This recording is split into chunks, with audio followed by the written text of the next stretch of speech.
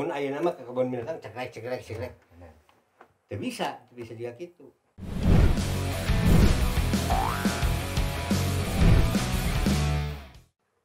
Assalamualaikum warahmatullahi wabarakatuh. Sampurasun.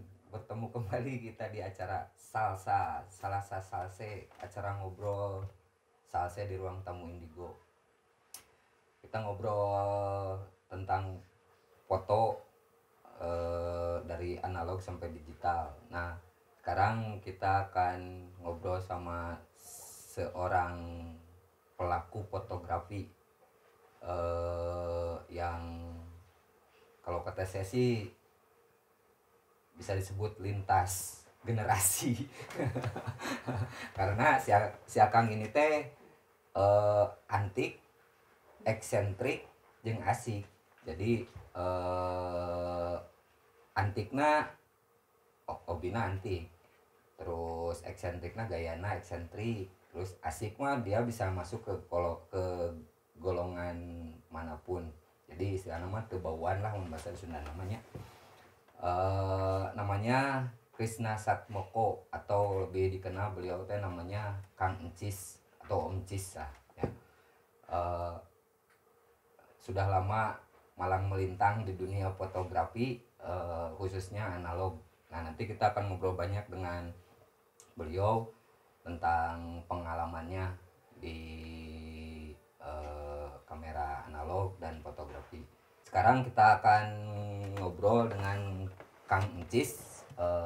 Kita tampilnya kita panggil Om Encis. Mangga Om Encis, kurang ngobrol Om Encis.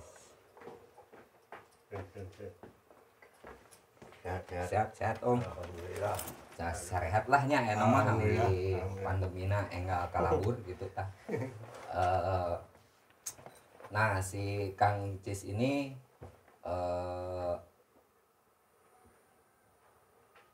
lama pisannya di Ya lumayan. lumayannya moal ditaros di ranah mah geus pasti. Om Cis teh lebih di analognya. Ya, karena saya mulai di era itu. Nah, jadi ini mah manuknya lah lamun dina bahasa Sunda namanya. Om pernah pakai kamera apa jauh? Wah, macam-macam. Sebenarnya kalau kamera mulai dari 110, 135, 120 sampai 4x5, yang belum 8x10. 8x10 tuh yang filmnya segede juri gitu. Segede 8R lah kalau saya 20-25. Itu yang belum. Kalau dibilang tadi emang main analog karena saya mulai dari situ. Ya 78 saya mulai. Sampai sekarang teh masih Sampai sekarang masih senang di analog. Jadi karena analog ya buat saya basic ya. Jadi digital kan pengembangan dari itu mempermudah. Tapi kalau mau dapat feel, nah dapat feel itu di analog. jadi lebih ke naonnya passion mah di analognya. Passionnya emang di analog. Disuruh milih analog atau digital? Kalau disuruh milih analog digital, saya lebih milih analog sebetulnya. Karena saya mau kalau teman-teman yang nggak tahu ya gitu, saya motret, nyuci, nyetak sendiri. Ya. Itu kenapa saya nggak bisa lepas gitu. Mungkin kalau saya cuma dulunya hanya bisa motret aja, nggak masuk kamar gelap, rasanya beda. Kamar gelap jeung kamar malam. Kamar gelap beda. Kamar gelap mah di kamar itu beda. Beda ya. Beda. Sudah hiburan nanya meledak kalem we. Berarti proses Kang Cis mah sempat ngalaman proses sendirinya. Ya, karena gini, waktu saya mulai itu memang lab masih sedikit. Lab masih sedikit, terus kebetulan juga Wak ya, paman saya tuh punya kamar gelap. Jadi saya suka nyolong-nyolong lah, pengen tahu keunaon aya lampu di luhur terus bisa ada gambar di bawah gitu. Dan waktu itu memang belum seperti sekarang. Ayeuna mah kan segala tinggal klik YouTube segala rupa ya. Benar. rek balanya tinggal klik segala rupa datang gitu. Ya. Dari waktu itu jadi saya belajar memang otodidak. Jadi otodidak, belajar sendiri, literatur pun nyari sendiri gitu. Jadi nggak semudah sekarang lah gitu. Nah akhirnya nah sih kunaon resep fotografi awalnya dulu lah. Dulunya sih sebetulnya saya seneng gambar. Kan dasarna leungeun eta lain leungeun pelukisnya goreng patut gambar teh. Gambar muka munyang menyong gambar ini. Nah satu hari saya lagi ikut tur lah ya sama kakak. Nah di mobil teh waktu mereka pada berhenti makan, kebenaran saya nggak mau turun karena memang cuma mau kayak istilah ayeuna mah take away. Ya. Saya nunggu di mobil, aya kamera tah nganggur. Cokot teh ke saya teh. Nggak tahu itu lensa apa, ternyata lensanya tele. Jadi pas saya motret dari mobil bak waktu itu. Ada pengemis saya foto tanpa sadar ya, cuma fokus, tajam, cekrek sebelah siki. Nah dari perjalanan itu teh kan akhirnya diproses, dicetak, tak ribut si baturan lancet teh. Saha nu motret ieu teh gitu. Urang mah ada cicingnya. Lagi kan gini, habis perjalanan teh biasanya kita pada ngumpul gitu. Dulu mah ngariung terus ya biasalah kongko terus si hasil cetakan teh kalau dulu gak kayak sekarang. Kalau sekarang mah motret digaina nyin video kepenting bisa tinggal ya. Kalau dulu mah kan butuh waktu berhari-hari ya. Nah sambil ngariung deui pasti di rumah saya dulu. Jadi di rumah saya ikut nguping gitu ningali oh ternyata keur ngabahas foto eta gitu. Foto nu saya tuh ngomong gitunya tapi kabeh ribut. Akhirnya udah pada pulang, saya ngomong ini saya yang ngambil. Lancet teh ting manehna inget keneh ting teh nah dari situ ada lagi satu acara di TV waktu itu, zamannya masih TV RI can aya eta juga aya Netflix boro-boro masih TV RI Hideung Bodas orangnya. Terus di situ ada satu segmen ya kalau sekarang mah mungkin kayak National Geographic lah tentang anak-anak yang broken home, putus sekolah. Gitu. Salah satunya menggeluti fotografi. Nah di situ saya makin ke ini terinspirasi ke si budak eta teh. Itu zaman saya SD. Oh ya. Jadi emang geus lila lah si foto ini. Mungkin juga karena mungkin memang ayah saya juga hobi. Jadi sebenarnya ayah foto tuh udah dekat dengan saya karena ada budaya juga di keluarga saya itu kalau kita ulang tahun itu pasti ada foto dan fotonya selalu yang berupa kalau sekarang dibilang foto story atau foto essay.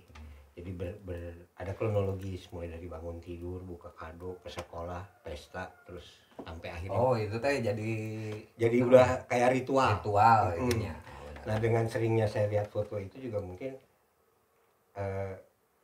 keinginan buat ngegambar make leungeun teh mungkin luntur. Geus lah ya. Sebenarnya motret geus jadi geus alus. Tibatan make leungeun kepara ruguh hasilna gitu.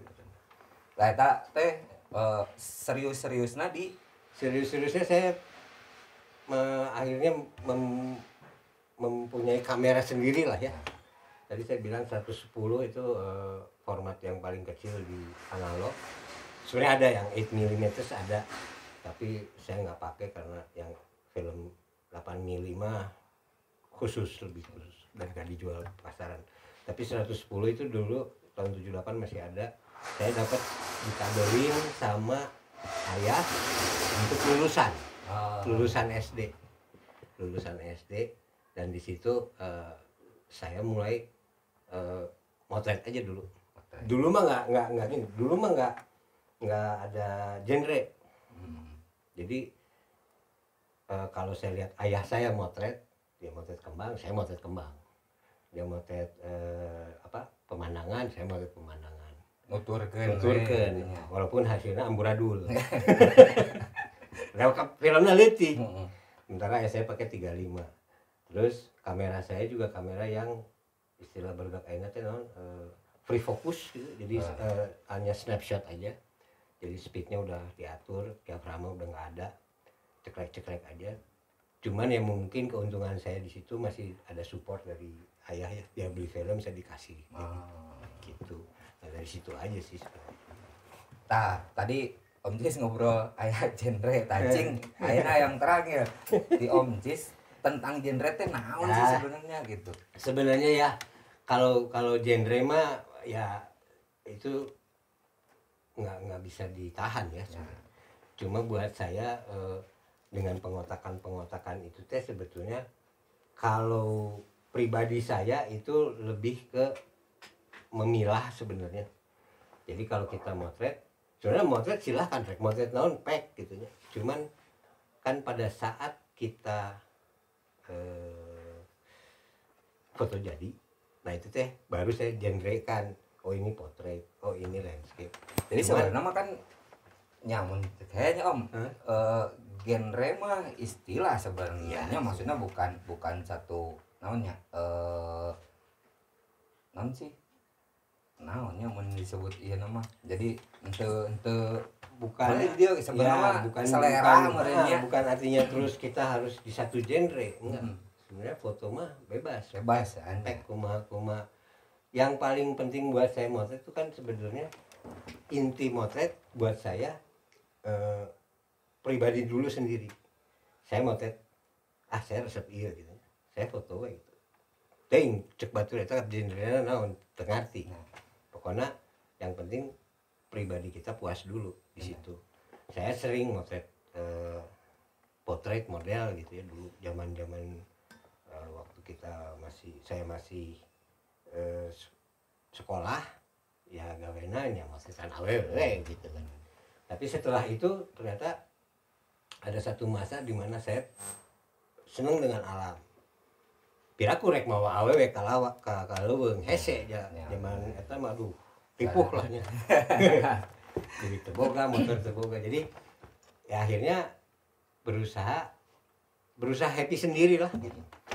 Kalau yang mungkin kalau sekarang kadang-kadang yang saya lihat genre itu jadi kayak si ieu mah potret genrena landscape berarti itu motret model. Nah gitunya saya nggak bisa terima kalau gitu. Jadi beda kalau gini, ada anggapan dulu bahwa professional photographer itu harus bisa semua. Benar. Tapi setelah saya perhatikan di beberapa ketemu orang luar dan teman-teman lain, bahwa kalau yang dibilang profesional, misalkan dia bilang saya profesional foto anak, ya dia akan motret anak terus. Tapi tidak berarti dia nggak motret ya, secara profesional dia mah resepnya itu ya gitu. Kayak misalkan ada kawan saya dulu motretin mobil terus, tapi setelah usia tua mobil itu mulai beralih ke generasi yang muda, dia malah keluar dengan foto alamnya. Ternyata di situ dia lebih bagus. Jadi memang apa ya, kalau kita terlalu patok sama genre eren lah gitu.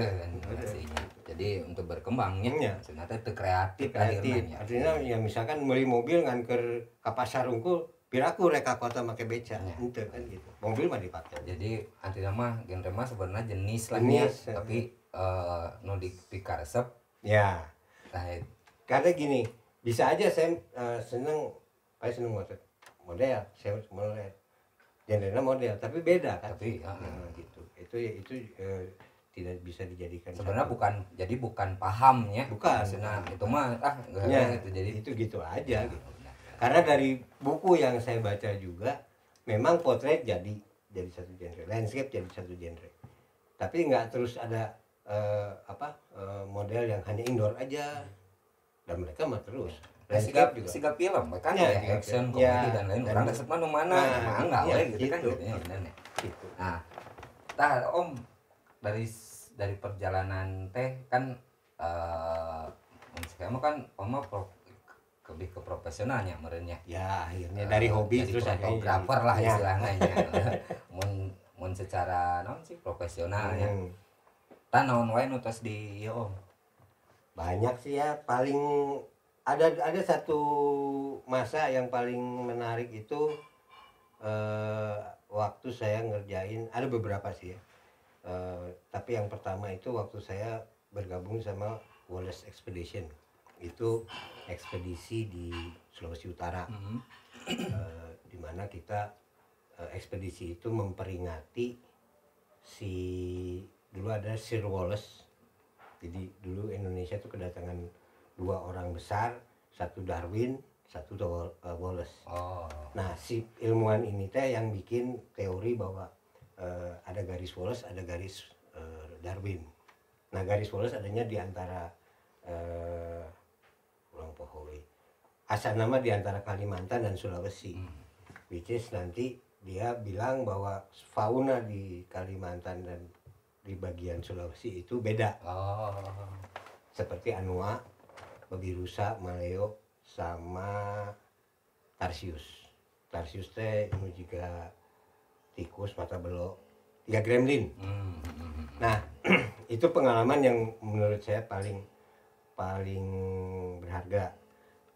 Saya memang dari tahun 78 motret, 87 saya jadi bisa dibilang profesional atau bergelut di dunia profesional karena hidup dari situ. Tapi ini terjadi tahun 85 lah, 86 di mana orang masih pada sekolah. Saya nggak putus sekolah. Hari itu saya udah berhenti sekolah. Memutuskan untuk motret. Bari zaman eta mah mun beja motret teh bermasalah lah pasti hidupnya. Nanti tiga ayeuna. Ayeuna baturan saya rea, wah budak orang jadi fotografer resep gitu. Ayo zaman saya mah ai kolot jadi fotografer. Aduh, aing jadi naon. Tapi sudahlah, itu masa lalu. Tapi waktu saya ikut Wallace itu saya juga ketemu sama master wildlife. Rata-rata ada yang dari Jepang, ada yang dari Inggris, dari Belanda, banyak lah. Tahun sakitu geus kolek Bob mah nya kapaksa. Ngajak baturan eueuh nu daek. Hayangna sakola. Ngajak nu kolot enggak punya waktu kerja. Jadi saya waktu itu juga, nah ini uak saya ini almarhum itu ngajak. Geus mana tiba-tiba teh sakola ngilu jeung urang kaleuweung daek. Daek cek saya. Da saya can ningali awewe haretanya. Pokoknya aya sunset di udak, aya ieu di udak, pokoknya alam. Begitu saya tahu itu pemotretnya alam dan adanya di Sulawesi, kebetulan memang paman itu jadi jadi ada kuasa karena dia jadi rektor. Jadi ekspedisi ini berhubungan dengan universitas. Jadi saya istilahnya mah jadi in-house fotografer dari universitas. Kalau Om, potong belanya Om, urang iklan heula aya nu lewat urang sliding gitu. Gitu, siap. Ayo, Pak.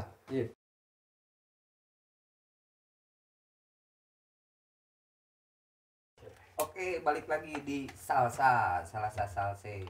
Ngobrol Salse di ruang tamu Indigo. Siap.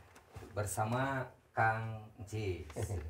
Om urang iya deh Om, lanjut nu tadi Om. Kumaha Om? Non ekspedisi Wallace. Jadi sanes Wallace nya. Wallace. Sir Wallace. Bising kita Wallace. Tapi pokoknya gini. Jadi di sana tadi saya bilang kan ketemu sama macam-macam. Ada scientist, ada filmmaker, ada fotografer. Nah, di situ saya berkesempatan ketemu dan kerja bareng sama Alain Kompos. Alain Kompos kalau yang belum tahu itu dia satu-satunya pemotret wildlife di Indonesia, walaupun dia kebangsaannya sebenarnya Prancis. Nah, saya waktu itu juga nggak tahu, saya masih SMP. Begitu lagi sampai di base camp, jail nasi uatnya, tapi ngobrol jeung bule tinggalkeun. Jadi saya terpaksa juga harus ngomong bahasa bule. Bisa boleh. Yes no gitu ya. Are you from here? Yes. Where you sleep? Dukanya tuh mah. No. Oh ya udah lu tidur di sini. Ternyata sekamar dia ngalain kompos.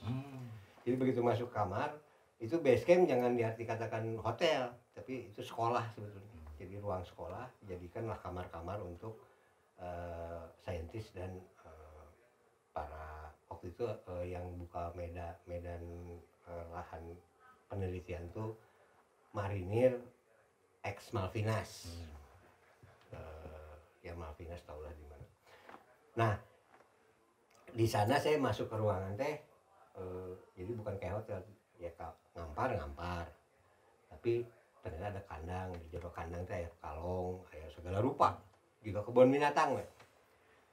Terus saya lihat mulai gear-gear yang tergeletak, ada kamera 35 movie, ada yang still, ada juga tele pararanjang, itu punya paling kompos.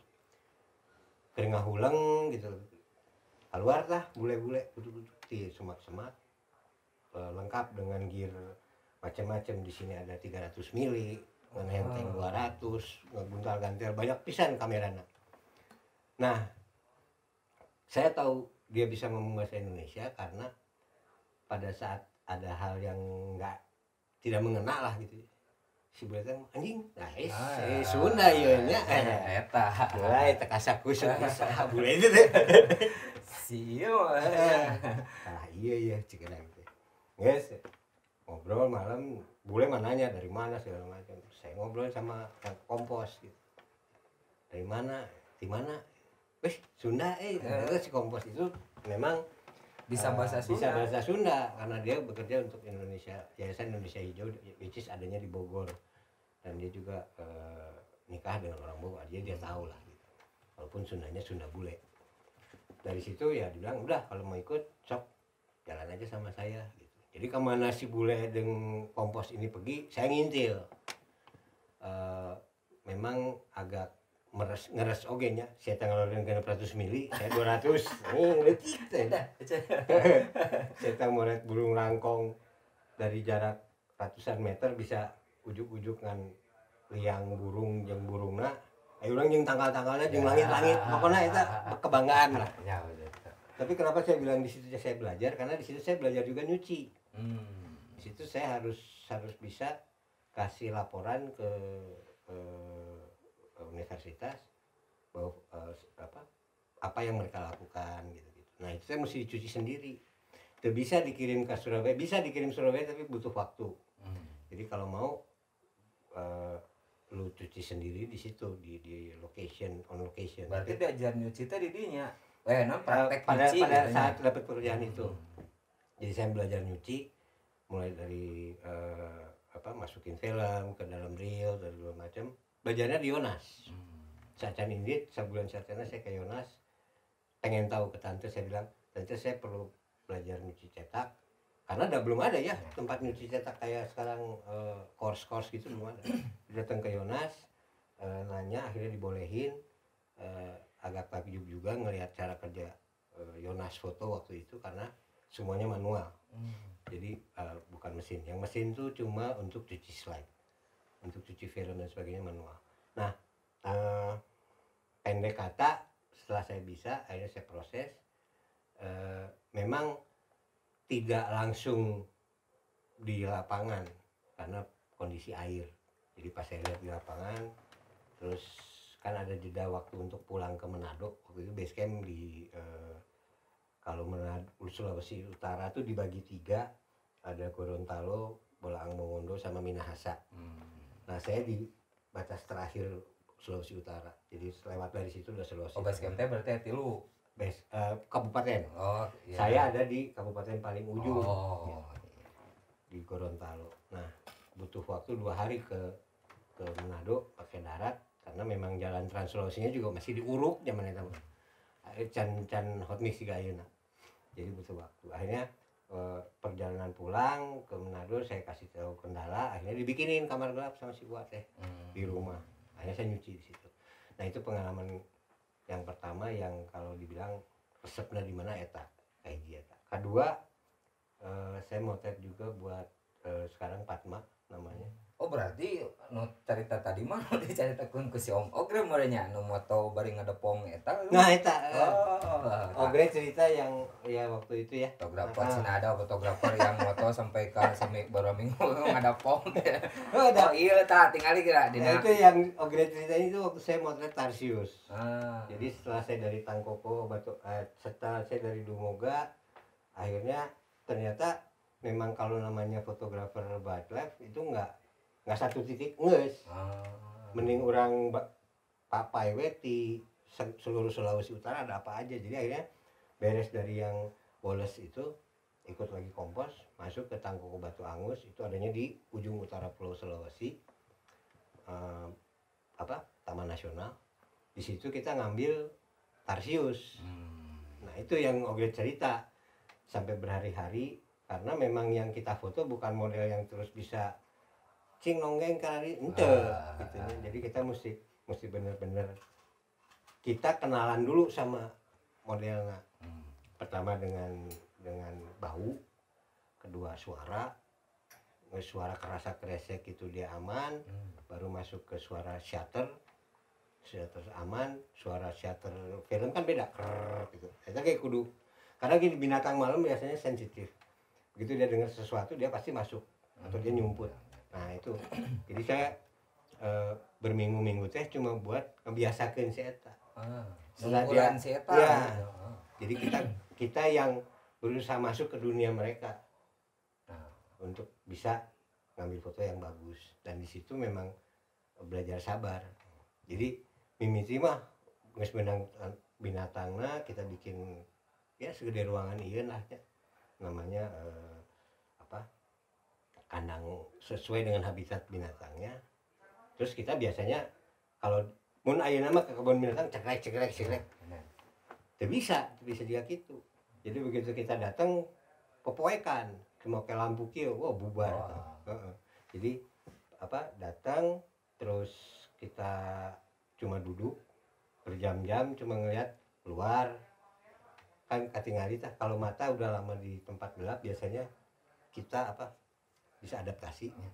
Jadi waktu itu dengan penerangan yang ada apa adanya di hutan, kelihatan memang si binatang teh keluar tiliang goyang setik asup deui. Tah eta teh keur kaluarna deui berjam-jam. Jadi memang proses itu yang membuat saya juga benar kudu sabar pisan. Nah setelah kita kenal dengan lampu dan sebagainya, kita malah bisa ngedirect akhirnya. Misalkan orang hayang sieta keur minum, dulu kita pakai umpannya botol-botol itu belalang memang makanannya dia, lempar aja ke tempat air, truk baru kita jeret. Jadi itu pengalaman yang Ogre cerita ya. Tah yang belum tahu ya tah aya di YouTube Indigo nu pertama sama Om Ogre, sok tonton gerak tadinya. Jeung tong poho jangan lupa komen, like, jeung subscribe. Nah, tadi teh setelah itu yaitu setelah dari hutan akhirnya saya pulang lagi masuk lagi ke peradaban. Saya banyak dulu sebelum masuk hutan saya juga gabung sama Forum Fotografer Bandung. Bisa dibilang kelompok out of the box. Dari beberapa kelompok paling asik itu karena di situ saya juga banyak eksperimen. Namanya itu? Forum Fotografi Bandung. Oh, namanya memang itu nama kelompoknya. Sekretariatnya nggak jauh di Center Point, Jalan Braga ujung. Dulu di situ kita ngumpul, kerjaannya hunting, motret model, terus saling mencela. Biasanya biasa gitu.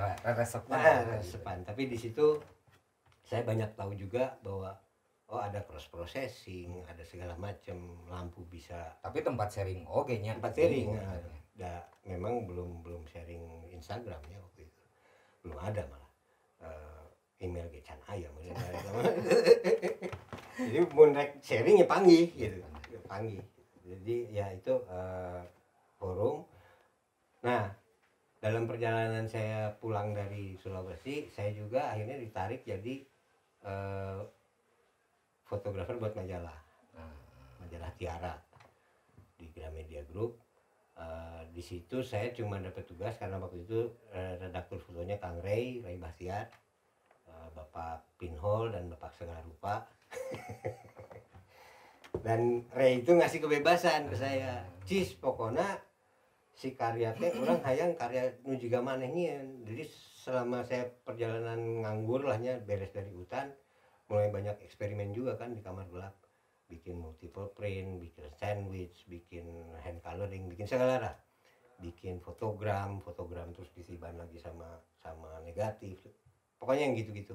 Karena memang sementara waktu memang tidak ada Photoshop, tapi intinya karena nggak ada Photoshop akhirnya saya mengolah di situ. Hasil olahan itu ya ternyata berbuahnya di Tiara. Jadi di Tiara tiap ada artikel yang tentang dukun, ujuk-ujuk kudu aya santet lah apa. Karena gini, majalah Tiara tuh majalah perilaku. Jadi lifestyle tapi yang berhubungan dengan perilaku, which is psychological banget gitu. Jadi ada tentang santet, dan itu ilustrasinya cuma bisa didapat dengan main kamar gelap. Jadi dan modelnya juga bisa siapa aja. Kadang-kadang saya panggil office boy atau tukang bakso, kira-kira perawakan halus, cik calik kurang foto siluet, nanti sama gue disamain gitu. Kayak gitu. Jadi di AI menurutnya mun nama di AI. Ya. Tapi di AI-na dengan manual gitunya manual. Jadi kadang-kadang untuk satu gambar masuk jam 8 malam keluar jam 2 gitu. Kayak gitu-gitu. Seru sebenarnya. Dan akhirnya saya tidur di kantor memang. Karena untuk pulang waktu itu ke Jakarta bis udah nggak ada.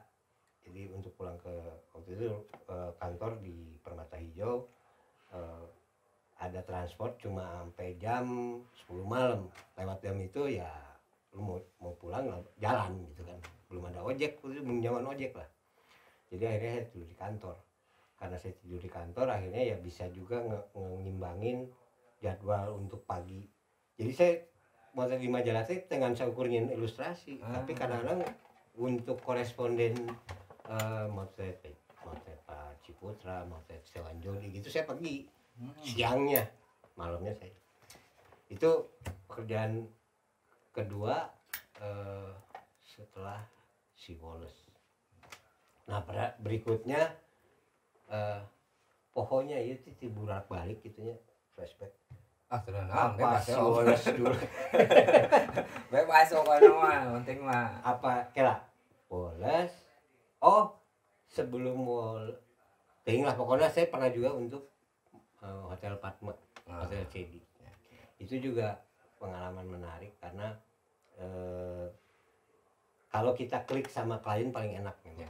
Jadi waktu itu kita meeting di Homan sama mulai dari yang punya proyek hotel waktu itu biasanya dompleng sama ngaran hotel nulis gedenya. Si pemilik ini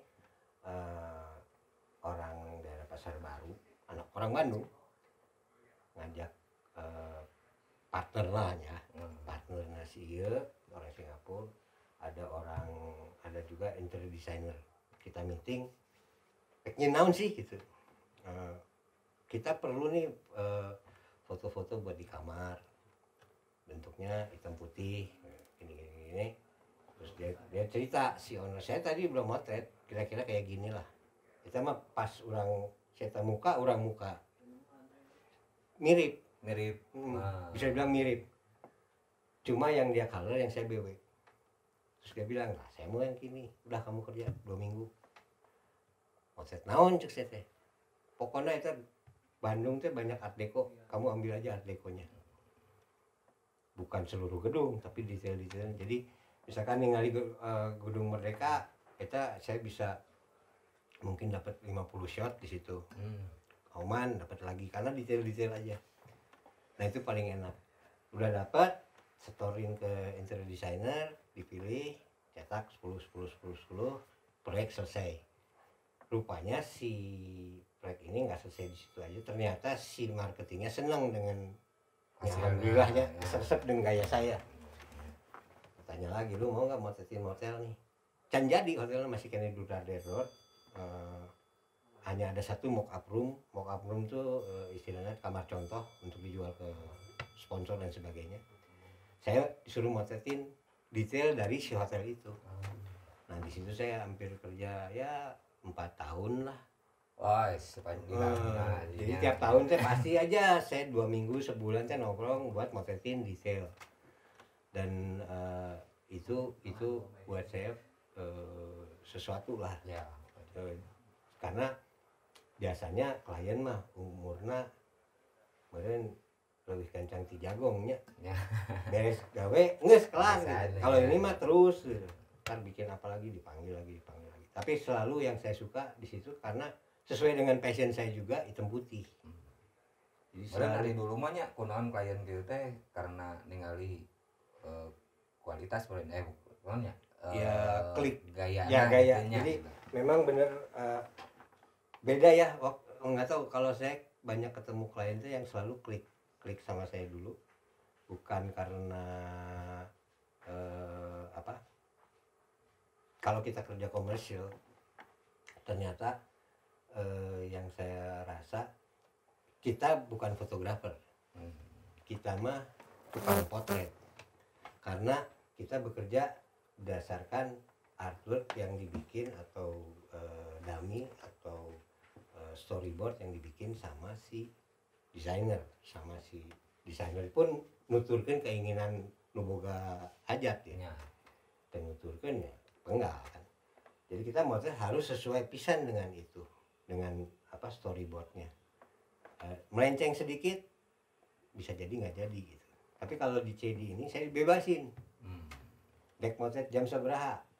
Lu mau motret jam berapa, Cis? Jam 2 pagi. Oke, berarti perlu apa aja? Ini disediakan. Ngeunah. Karena geus resep teh ameurnya. Ya, dan eta mah motret CD teh sama rumah teh mungkin ya 3 menit merenya udah deket pisan. Tapi saya bisa seminggu tah sare di dinya gitu. Karena saya harus ngambil sudut misalnya satu jendela gitu. Dari pagi ke siang kan berubah, matahari itu bergerak, ada bayangan yang pindah, itu menarik gitu. Akhirnya saya bilang orang butuh stay, bere kamar, bere dahar, bere segala gitu. Yang nggak dikasih cuma film. Asik ya, asik pisan. pengalaman. Dan memang waktu itu juga habis berapa roll kali ada 50 lebih sekali motret, artinya sekali sesi itu buat kalender, buat postcard, buat marketing toolkit dan sebagainya, itu ngabisin 50 rollan. Edannya Itu pekerjaan yang asik lagi namanya. Motret anaknya Sultan. Pernikahan dari pembayung itu mungkin Sultan Jogja. Saya Hamengkubuwono. Sabaraha? Yang sekarang. Yang sekarang. Kan yang sekarang tuh putrinya kan anaknya adalah perempuan kan. Nah ini anak perempuan yang pertama yang mau kawin dengan mau nikah. Itu saya dapat tugas motret pakai hitam putih juga.